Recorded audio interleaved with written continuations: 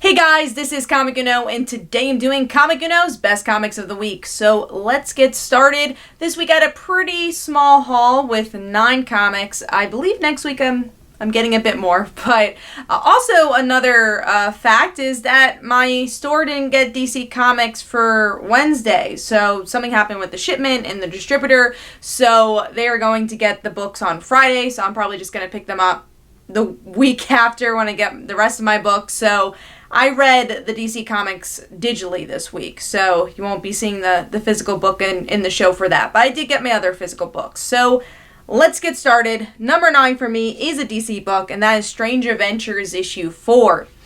This is a book I want to like, but haven't been able to get into. I feel like that's what I've been saying with all these reviews. I just feel there's not enough story. There's a lot of secrets being kept because literally that's the point of the story, is what is truth and this idea of propaganda. And we have Mr. Terrific trying to dig deeper into the Ron War and then also whatever Adam Strange is keeping. So kind of wish we got a little bit more information. Again, as someone, I've said this in previous reviews too, as someone who doesn't know much about Adam Strange, it's a little hard to really grab into this book compared to like Vision and Mr. Miracle, where I'm not a huge fan of either character, and I really didn't read much of Mr. Miracle at all, and I was able to kind of dive in and really be engrossed by that story. So I do just feel like this is really slow. I also don't think it helps that you have the two competing storylines, two competing timelines that is happening at the same time, which artistically is interesting, but I don't think it works in the favor for this book. So that is number 9. I give that 2.5 stars. I do love the artwork. I think that's definitely the best part of this book, and in seeing the different styles from 2 collaborators that work with King a lot. Moving on to number 8, which is, oh man, I was disappointed to see this so low because I really liked issue 1, and that's Deceased Dead Planet issue 2. So issue 1, my favorite of the franchise thus far, and was my pick of the week when it came out. This one's a little lower, mostly because it focused on definitely a different side of Deceased that I expected. You know, we ended with Black Canary / Green Lantern, now that she is with this world, stabbing John. We have her killing Wonder Woman, killing Wonder Woman again, and you have all this drama going on with the Cure, and it takes a while to get there. I'm not saying this issue doesn't do that and doesn't talk about it, but it takes about halfway to the issue and you have this whole Constantine gang going on. I'm like, oh no, I want to go back to the meat. And even when we get to the meat, it's only a few pages, and I did like some of the side stories with Damian and Cassie's surprising relationship. We'll see where that one goes. But I didn't really love the Constantine stuff. Maybe because I'm not a huge Magic fan. I'm not a huge Constantine fan. So I wasn't as engrossed into that story. But I just thought it was a weird time to take this sidestep. Maybe it's going to help with the whole Cure search or Cure development of the story, but I thought it lost a little momentum for me in this chapter, but still was a good chapter, and there's definitely a lot of good moments in this one. So I'm gonna give that 3 stars, and that is number 8. Moving on to number 7, another DC book. So Batman: The Adventures Continue, issue 3.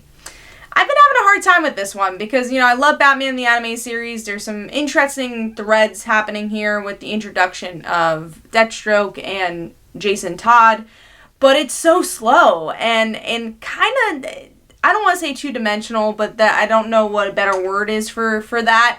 I just feel like it could be a lot more complex than it is, and what we know from the show, it always was very complex and three-dimensional. So I think maybe it's because they're hiding Jason Todd in the shadows, and even in the end of this issue, it's like, well, he's playing a game of cat and mouse, but I don't know how interesting that game of cat and mouse is. And there's a lot of just action filler in this issue, especially towards the beginning of the issue. I like that they learned that Deathstroke wasn't a good guy in this one, but it kind of took a while for a Batman book to figure out that he's not a good guy. So it just kind of falls flat for me thus far. There is interesting tidbits that keep me going with this book, but not exactly what I've expected. So giving that 3 stars, and that is number 7, I believe. Moving on to number 6, which is Empire X-Men issue 2. I am not reading Empire, even though I did find out the cliffhanger of issue 4, and I'm very happy about that. I'll probably read the one-shot that's coming out with that cliffhanger without spoiling what happened, because I'm not reviewing that book. But I am reading some of the tie-ins, and as I just said, I'll be reading that one-shot that connects to that storyline. But the Empire X-Men book, it's really fun. I didn't really like the previous issue of X-Men. I thought it was very fillerish for how long we've been waiting for a new X-Men issue. And this kind of gives a good fill for what you're missing with the X-Men and kind of waiting for those books to come back fully.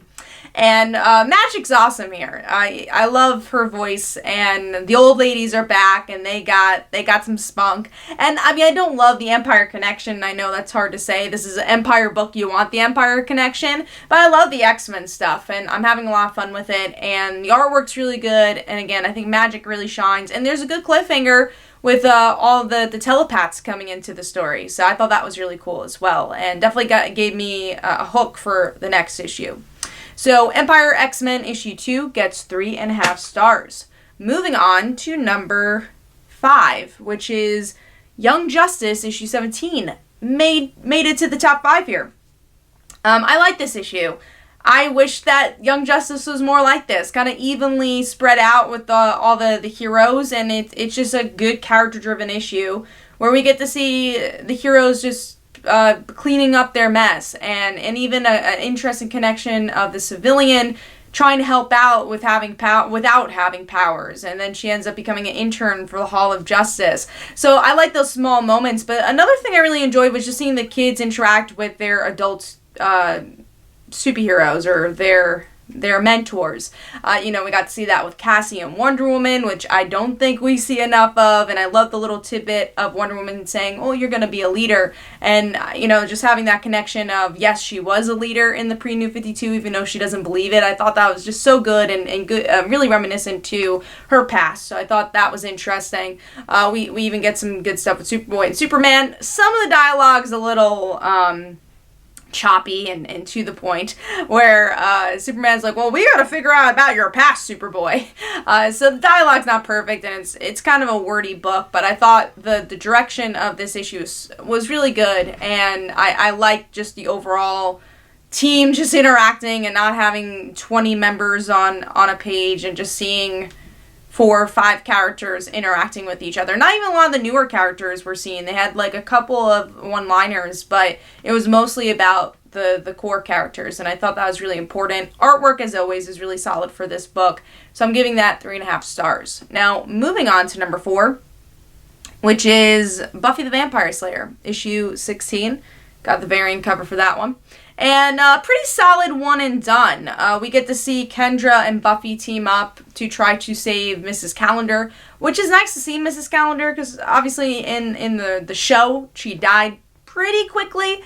I think she lasted maybe until season 2, maybe season 1, but she wasn't on the show for too long, even though she was played and painted out as a main character. But that's kind of what was interesting about her death, is that you thought she was going to be a bigger character than she was.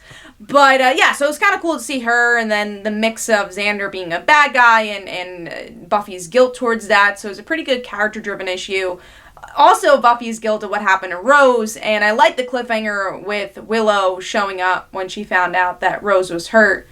She's probably not going to say anything, and Rose is not going to know it happened, but I thought that was interesting, especially since Rose and Kendra are dating right now, and Buffy even has this overlaid dialogue. It was like, yeah, kind of like you and Rose, and then you see Willow show up. So that was definitely interesting, and artwork's been really solid for this book overall. I like that it's been very clean and a better direction for the artwork than it has been. So overall, pretty solid issue, a good one and done, and it does continue the plot pretty well as well. So giving that 3.5 stars, and that is number 4. Moving on to number 3, which is Empire Fantastic Four issue 22. Another tie-in I've been enjoying, because it feels very separate from Empire. There are some villains that show up from Empire. It's probably the thing I honestly didn't like as much, but I really like seeing what is happening on Earth when the Fantastic Four and Avengers are off-world dealing with Empire. How's it affecting Earth? How's it affecting Yancey Street? And we see it from the point of view of Franklin and Valeria, and they get to kind of be the Fantastic Four and the adults in this situation as they try to help the Skrull and Kree kids. And they mess up big time. And I like the cliffhanger where, you know, the kids tell the truth and said, hey, we messed up big time, and they end up teaming up with Spider-Man and Wolverine, and they have all their own Fantastic Four costumes, and they're gonna try saving the day together and be the new Fantastic Four. I also like Alicia being part of the story as well. I love how much Slott has integrated her into all the stories of the Fantastic Four. So overall, I had fun with this one. I thought the artwork was really good, crisp, bright, and action-packed as well. We get a lot of good action here. Even a moment where Valeria and Franklin get to pretend to be the Immortal Hulk and Ghost Rider. So that was really cool.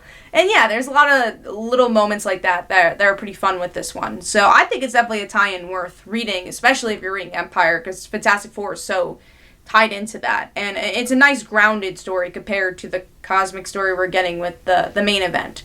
So giving that 3.5 stars, and that is number 3. Moving on to number 2, which is Batman issue 96. I thought this was a really solid installment of the Joker War. Once again, we get a little bit of the dream sequence of Batman, and everything's perfect. Alfred's back, and also kind of an interesting reference of a proposal from Tim and Connor. I think kind of read it any way you want, but I thought it was a good Easter egg to the people that do ship them together, and obviously that's been a couple and a ship that people wanted for decades at this point. So I like that nod. I thought that was pretty cool. It is the question of if that was the intention of the writer, and if it's the intention, is that queer baiting a bit, especially if there's no movement to actually have it happen in the Batman universe. I don't know, but I thought it was a fun panel. And then we get into the present, where Batman's still a little batshit. He's going a little crazy, and Harley's got that Frankenstein scar. I love that, and I think the artwork really heightened that so well, and her battle scars, and her being a hero. I really like that aspect of Batman. They're not even trying to play the anti-hero route as much. It's just her like being on Batman's side, and I really enjoyed that. And then, does the Joker know that Batman's Bruce Wayne? Probably. But then, what does that mean for their dynamic? It hadn't been revealed if he does. We know that he knows the Bat family's identity. We don't know if he, I mean, again, it's pretty obvious that he does. And then we get to see him build the same theater of Zorro and really try to lure Batman in. But then again, you question, is this just all part of the dream? I do think Harley has the scar, but after he leaves Harley, is he dreaming once again of the Joker doing all this? Like, what's real and what's not? And I thought that was really interesting. And yeah, I thought it was a really good chapter overall, and really good artwork, very haunting issue, and really plays with Batman's psyche really well, which is what you want in a Joker versus Batman story. So overall, I'm giving that 4 stars, and that is number 2. Moving on to number 1, this is actually like a really quick read, but I enjoyed it, and that is Firepower issue 2. I really enjoyed the first issue. I liked the trade, the prelude graphic novel that came out. And issue 2, surprises me again. This is actually a pretty silent issue. There's a lot of action, and a lot of times when you just have that, you're like, okay, this is just an action issue. But I think Kirkman just gives enough story where it's just balanced really well. And also the type of action that Samney draws here is so unique, and you really feel and hear the quietness of the movements that they're making in this kind of ninja fighting within the suburban home, which really, really attracted me to the book and why it's my pick of the week. I just was really drawn into the artwork, which is something you need with a almost silent issue. And then the second part I really liked is that the wife is not clueless. Issue 1, we didn't really know if the wife knew or not just because there wasn't any information. And it seems like even if she's not connected, he's really told everything to her, and even has trained her a little bit in his past. And then even the wife says, hey, we should maybe train the kids too because we don't know what's going to come. And then the ending really shows like, yeah, they don't even know what's going to come next. So you know it's going to be pretty big. And yeah, I just thought it was a really well-paced issue, and we got a lot of information in small bits, which I thought was crafted really well from Kirkman, but really showcases this collaboration very well between Samnee and Kirkman, and it's only issue 2. So I really enjoyed this issue. I'm giving Firepower issue 2 4 stars, and that's my pick of the week. Hopefully you guys enjoyed. This is Comic Uno. Definitely go check out my comics and my Twitter and Facebook, and also the comics are Like Father Like Daughter and They Call Her a Dancer. All the links for that is in the description below. And also every Tuesday at 10 p.m. Eastern Time is Comic Book Weekly, where we discuss our favorite comics and comic book news. Hopefully you guys enjoyed. Bye guys.